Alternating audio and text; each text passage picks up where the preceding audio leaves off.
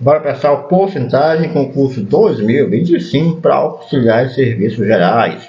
A mensalidade de uma academia de musculação teve um reajuste do ano de 24 para 25 de 6%, não é isso?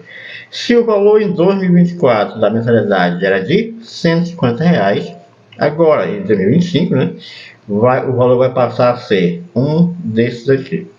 Era R$ 150, aumentou 6%. Vai ver quanto é 6%, pessoal, de aumento aí, ó.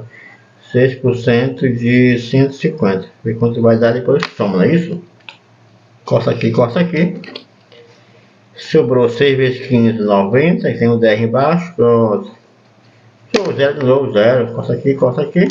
Sobrou 9, né? R$ 9 de aumento. Era 150. Com mais de 6%, que equivale a R$ 9, vai ficar 159 reais, é a letra C. Ok? Obrigado,